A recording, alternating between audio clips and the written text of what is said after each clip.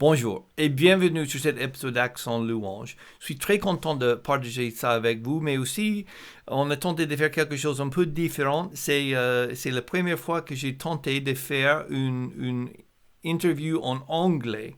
C'est une interview avec mon cher ami Bob Coughlin, qui est quelqu'un, c'est une amie, c'est le directeur de Sovereign Grace Music. Il va expliquer qu'est-ce que c'est. Et aussi, c'est quelqu'un qui a eu une grande influence sur ma vie en termes de ministère. Donc, je suis très content d'avoir Bob avec nous. Il a beaucoup de choses très intéressantes à nous dire sur le sujet de louange et adoration dans nos assemblées.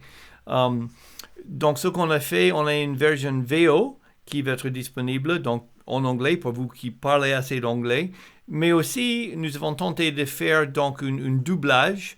Mon cher ami Florent, merci beaucoup Florent d'avoir nous aidé avec ça. Florent a fait la traduction de voix de Bob Coughlin et puis moi, j'ai essayé de faire une traduction de moi-même en temps réel en français. Un petit avertissement, je travaillais déjà de faire le meilleur que je peux en français pour vous. Je suis bien conscient que ce n'est pas parfait.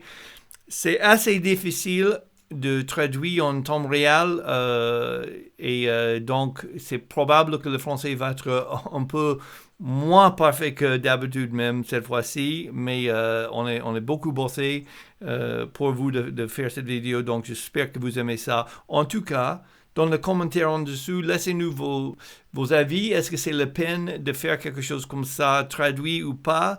Parce que si oui, il y a beaucoup de gens qui parlent anglais en Angleterre et aux États-Unis qui va peut-être intéressant d'avoir une discussion avec. Mais si c'est trop compliqué, c'est pas la peine, vous n'aimez pas l'idée que ça soit doublé, c'est pas intéressant, dis-moi ça aussi et comme ça je sais. L'idée de cette podcast, c'est de vous aider, vous qui êtes responsable ou engagé dans le louange dans vos églises. Donc, dis-moi ce que vous pensez et ce que vous voulez. Alors, maintenant, c'est mon privilège de partager avec vous mon conversation avec Bob Coughlin. Let's go.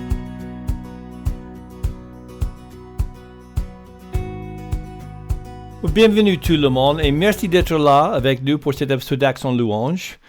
C'est un épisode très différent. C'est la première fois que j'essaie de faire un épisode en anglais. Alors, réponds-moi, donne-moi les indices si c'est possible d'écouter ça ou si c'est trop difficile. Mais en tout cas, je suis très content d'avoir quelqu'un aujourd'hui pour cet épisode qui est un proche ami. C'est un mentor pour moi et qui m'aide énormément dans cette ministère. Il s'appelle Bob Coughlin. Je vais laisser Bob introduire lui-même, mais c'est quelqu'un qui a eu un impact massif sur moi et ma ministère et ce que je fais ici en France. Bob, merci beaucoup d'être là avec nous aujourd'hui. Kevin, c'est un honneur d'être avec toi sur ce podcast et je suis reconnaissant que ça ne soit pas en français parce que le seul français que je connaisse, c'est « je ne parle pas en français ». C'est un bon début. Et donc, en fait, je ne parle pas le français. Je pense qu'on va avoir beaucoup de gens qui sont capables de comprendre l'anglais, mais j'avais l'idée que ça va être vraiment cool pour nous de parler avec toi et d'avoir ton avis sur beaucoup de ces sujets que les gens français puissent entendre ce que tu veux dire. La première chose que je vais faire, Bob, c'est juste introduire toi-même. Beaucoup de gens connaissent peut-être votre nom. S'ils ont entendu moi quand j'ai enseigné dans le séminaire, ils ont entendu de toi et les choses que j'avais appris de toi. Mais raconte-nous un peu ton histoire et comment tu es arrivé de réfléchir et penser sur l'adoration et la louange dans la manière que tu le fais. Donc, de façon très brève, j'ai grandi comme catholique et je voulais être un prêtre et Dieu avait d'autres projets pour moi. J'en suis venu à croire en l'œuvre achevée de Jésus-Christ comme rançon de mes péchés et avec l'espoir, l'espérance de la résurrection alors que j'avais 17 ans à l'université. Et je suis devenu musicien, spécialisé dans le piano. J'ai été conduit un groupe de musique chrétien. Ensuite, je suis devenu pasteur avec Sovereign Grace Churches, les églises de Sovereign Grace. Et donc, j'ai été pasteur pendant 37 ans, et pendant ce temps, j'ai été bien sûr à conduire la musique dans l'église, et il y a 25 ans, je suis arrivé à cette position de directeur de la musique de Sovereign Grace. Et donc, ce que ça signifie, c'est que je suis un ancien dans une église à Louisville, en Kentucky, dans l'église de Sovereign Grace, mais je supervise la production musicale de Sovereign Music. Et notre mission, c'est de produire des chants qui exaltent Christ et de former des gens qui conduisent ou rédigent des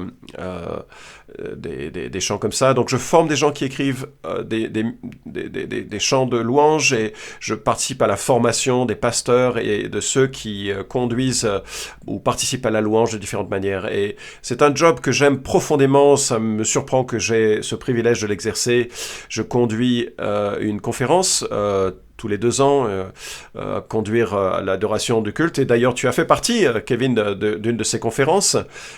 Donc aujourd'hui, c'est une quinzaine de personnes que je forme pendant 5 jours et je les conduis au travers de ce livre, Worship Matters, la louange compte ou l'adoration compte.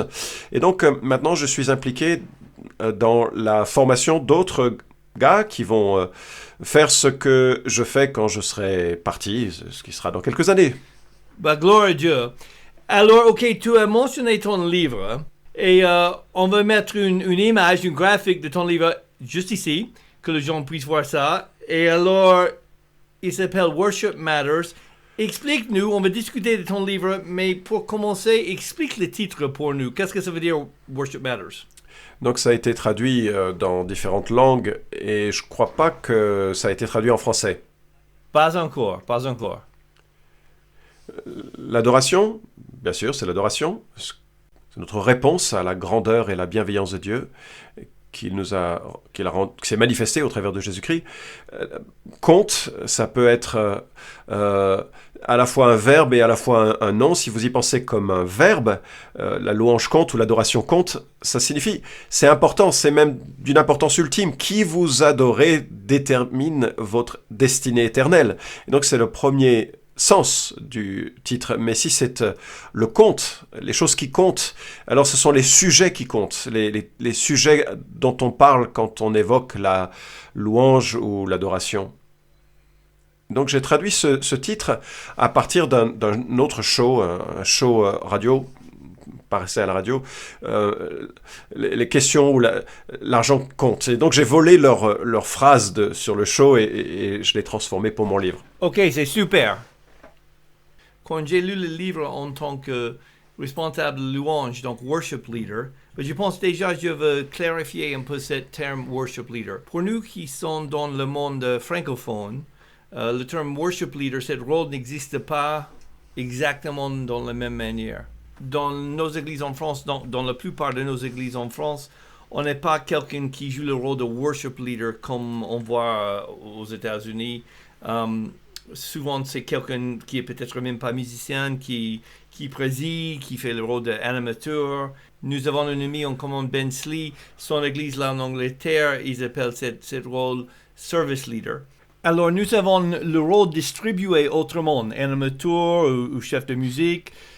C'est organisé autrement, mais la philosophie, le concept qu'on va discuter avec Bob, qu'est-ce qu'une responsable louange fait ou qu'est-ce qu'on doit avoir comme pensée, quel que soit votre rôle, toutes ces choses sont très applicables à nous. Alors vite fait, le mot worship, en français on va dire adoration, mais on n'use pas vraiment cet mot pour discuter de ce qu'on fait avec le groupe de louange dimanche matin. Ce que nos groupes faisons dimanche matin, quand on se ressemble, le chant, la prière, on utilise le mot louange qui va traduire en anglais comme praise. Et adoration, c'est quelque chose de plus grand, c'est une vie, et louange fait partie d'une vie d'adoration. Et je pense que c'était une bonne idée de clarifier ça et expliquer le terme. Ça va peut-être aider les Français qui nous écoutent et qui se disent on n'utilise pas vraiment ce terme. Bob, tu écris, au moins il me semble, et je pense que tu es d'accord, tu écris Worship Matters largement pour le responsable de louange. pour les gens qui sont engagés dans ce ministère et qui sont en train d'essayer d'améliorer dans leur ministère, dans leur job, qu'est-ce qu'on doit penser, qu'est-ce que Dieu veut de nous dans ce ministère. Alors, si on parle de le responsable de louange, à ton avis, c'est quoi la qualité qu'on cherche dans une bonne responsable de louange? D'abord, j'aimerais adresser ce que tu as évoqué avant de répondre à ta question. Oui, bien sûr. Dans l'introduction du livre, j'ai donné la définition d'un leader de louange, un conducteur de louange. Je clarifie au moins aux États-Unis, bien des églises font l'erreur de croire que ce n'est qu'une seule personne. Et là, je veux vraiment parler non seulement à celui qui parle, mais celui qui prépare et réfléchisse à l'ensemble du culte avec un accent particulier pour ceux qui sont des musiciens ou qui participent à la musique. Et je crois que c'est un problème aux États-Unis, et particulièrement aux États-Unis, que ceux qui voient que le conducteur de louange comme un rôle unique, ça crée un ensemble de problèmes qui est associé à cela. Donc, en fait, je suis assez à l'aise pour parler de celui qui conduit le chant, celui qui fait la planification du culte, celui qui va participer au chant, à la musique, etc. Je crois que c'est beaucoup plus biblique que d'avoir quelqu'un qui est un leader du culte, leader de l'adoration, parce qu'il n'y a pas de position comme cela dans le Nouveau Testament. Dans l'Ancien Testament, dans la Bible, vous avez le conducteur du chant, mais c'est à peu près l'étendue de ce genre de rôle. Ayant dit ceci, maintenant je voudrais aborder la question de celui qui conduit le chant. Manifestement, ça doit être quelqu'un qui est converti, quelqu'un qui est passé de la mort à la vie par sa foi en l'Évangile, en se repentant de ses péchés, quelqu'un qui est orienté, marqué par la théologie. En d'autres termes, il comprend que la puissance de ce qu'il entreprend ne vient pas de la musique, mais dans l'œuvre et les paroles de Dieu, dans l'Évangile lui-même. Donc ça vient de la théologie, l'étude de Dieu.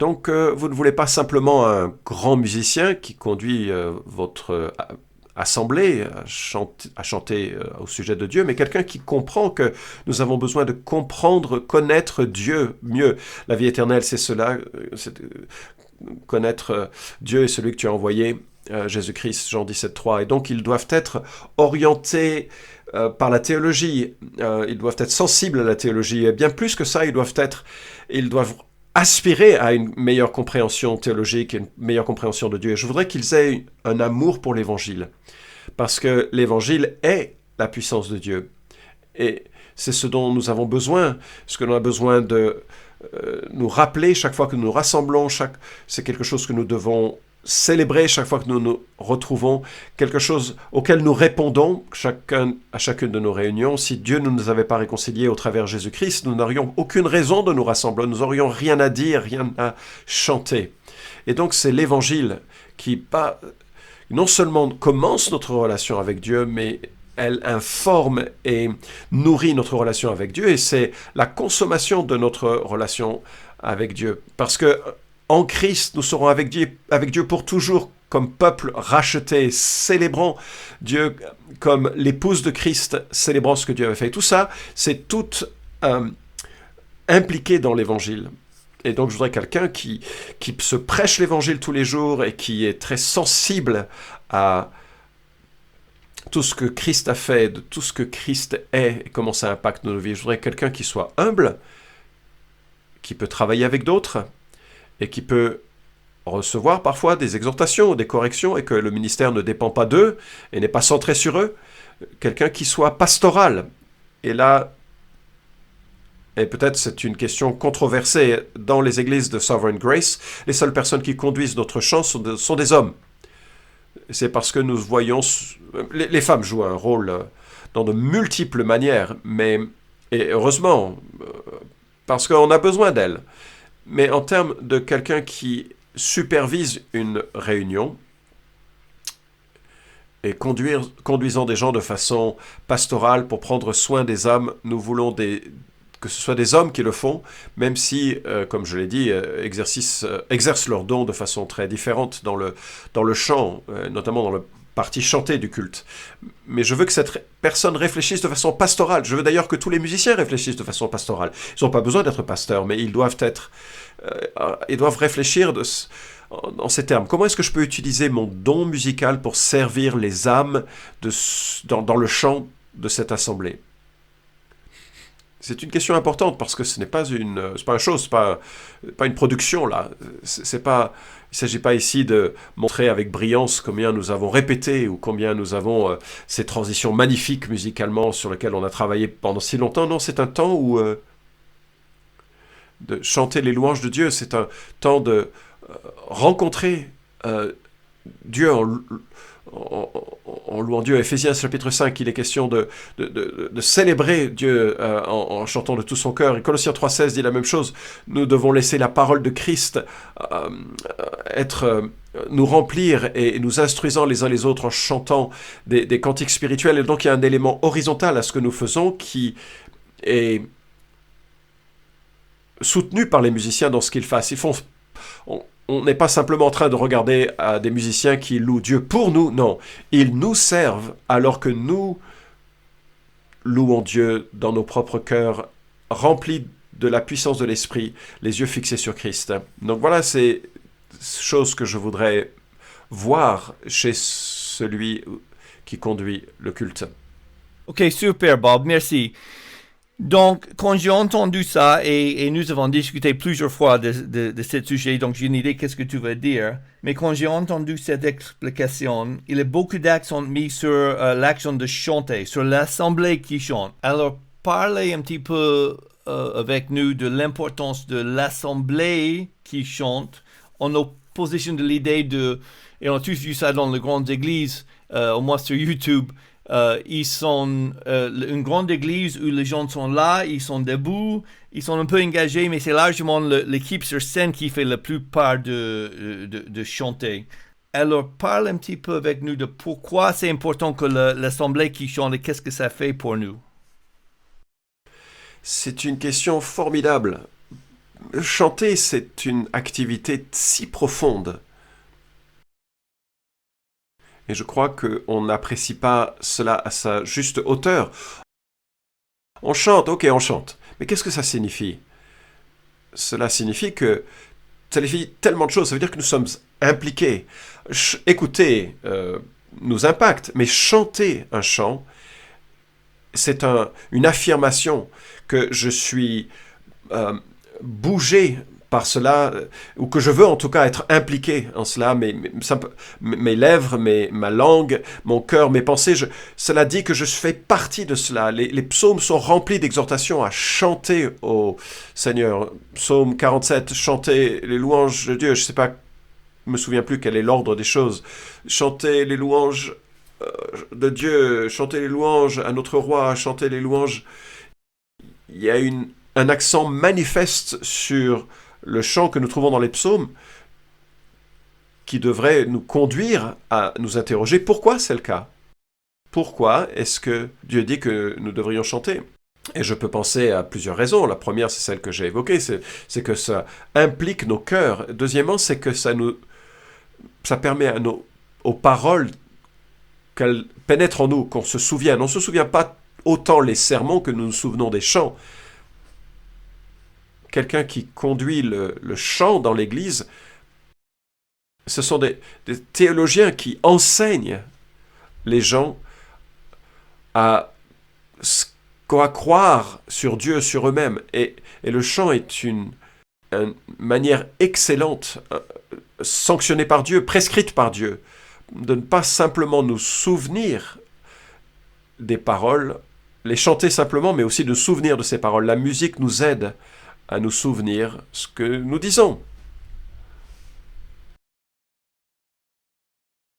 C'est pour ça que d'ailleurs, même pour des publicités, il y a des gens qui écrivent des petits morceaux de musique, parce que ça nous aide à nous en souvenir. Et c'est pour ça que c'est ainsi que nous rappelons des chants que nous entendions quand nous étions adolescents, 50 ans plus tard, parce que c'est ce que la musique permet de réaliser.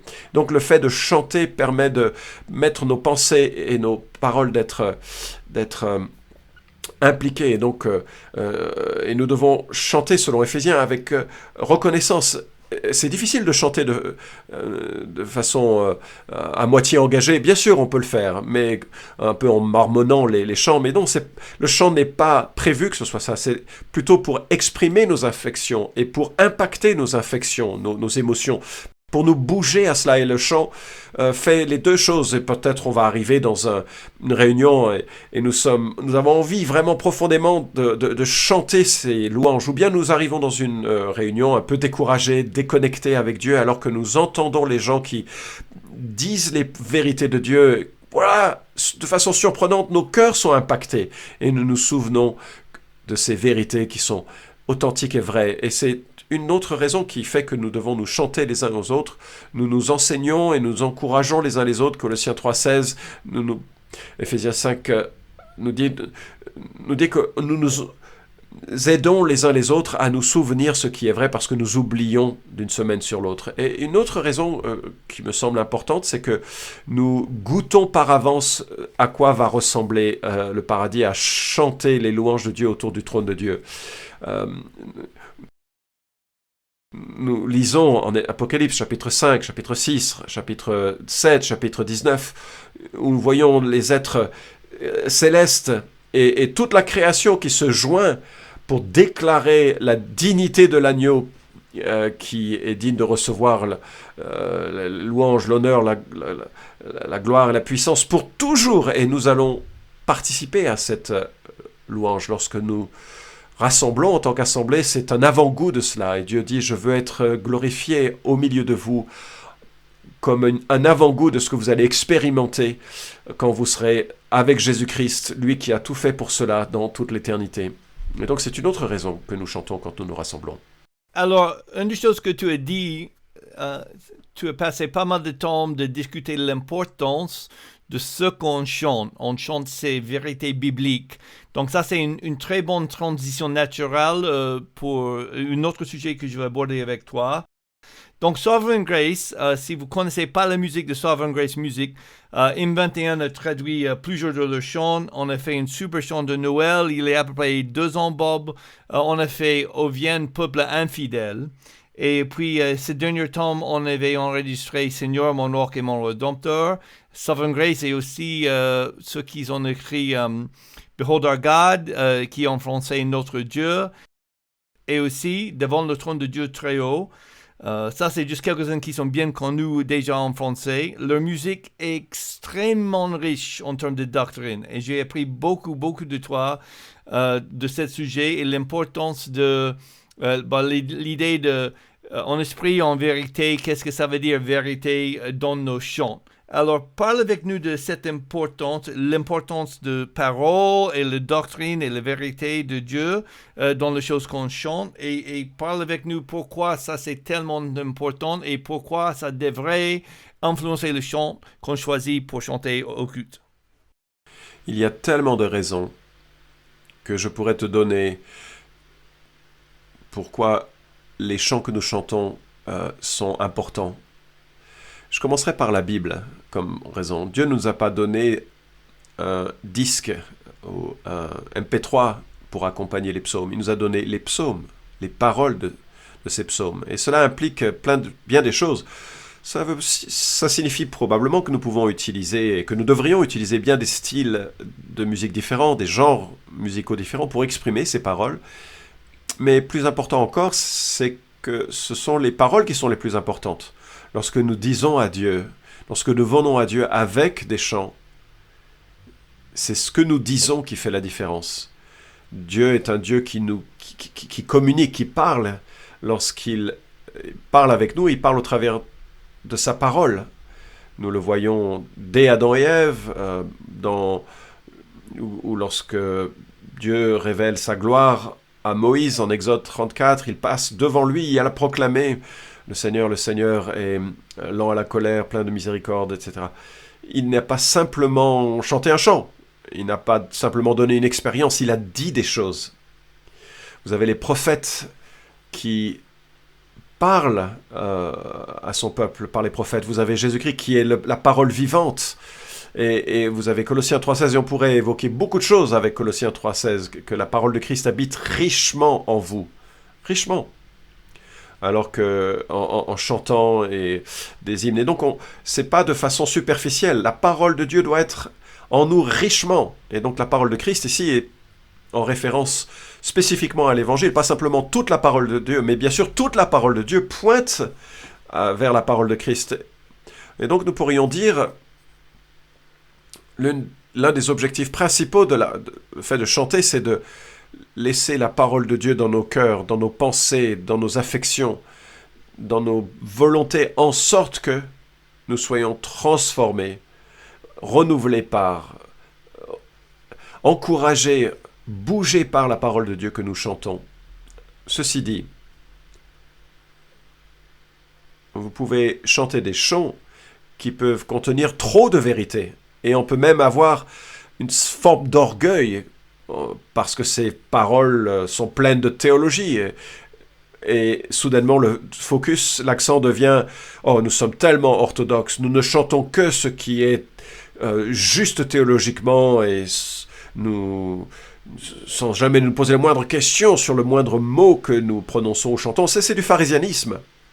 Vous perdez en cela la raison qui nous pousse à être précis. C'est parce que nous connaissons Dieu, nous connaissons Jésus, nous les connaissons pour qui ils sont, pour qui il est. Et donc on ne prend pas de l'orgueil de cette orthodoxie, nous cherchons cette orthodoxie de façon humble, parce qu'en réalité, nous ne connaîtrons jamais Dieu pour ce qu'il est pleinement, parce que nous passerons toute l'éternité à l'explorer en cela. Mais en attendant, nous voulons avoir suffisamment de vérité, en sorte que nos cœurs soient affectés par ces vérités. Les psaumes sont un modèle de cela. Nous sommes à la fois bougés par les vérités objectives de la parole de Dieu et en répondant à ces vérités. Je vais me réjouir, je vais me prosterner, On trouve ces phrases qui sont là en réponse à ce qui est Dieu et ce qu'il a fait. Donc vous avez besoin des deux pour votre manière de chanter. On a besoin de fuel doctrinal pour le feu émotionnel. Il y a des psaumes que je voyais ce matin, mon cœur, mon âme crie auprès de toi, se lamente auprès de toi, mais on ne sait pas pourquoi. Et en fait, je me dis, c'est pas suffisant de chanter ce qui édifie l'Église. Je pense au psaume 111, je vais exprimer ma reconnaissance au Seigneur avec l'ensemble de mon cœur, dans la communauté des justes. Et grandes sont les œuvres du Seigneur, étudiées ou lues par ceux qui l'aiment. Il y a plusieurs formulations en anglais, je ne sais pas comment c'est dit en français, mais le point c'est que je vais exprimer ma reconnaissance dans la congrégation, dans l'assemblée, en prêtant attention sur les œuvres de Dieu. Et nous voulons spécifier ce que ces œuvres de Dieu sont dans la création, dans la providence, dans la protection, dans le soutien qu'il nous accorde, mais plus particulièrement dans la manière dont il nous rachète. Nous voulons apporter une clarté à ce sujet, nous voulons chanter cela et articuler cet évangile. C'est que l'évangile n'est pas simplement un sentiment, une expérience. L'évangile, c'est un fait historique qui a changé nos vies et qui a changé le cours de l'histoire. Et nous voulons chanter de cela de façon à ce que ce soit clair. Alors ça c'est tout pour cet épisode d'Accent Louange. On va continuer notre conversation avec Bob Coughlin dans le prochain épisode. Et pour maintenant, merci d'avoir passé ce temps avec nous. Ciao.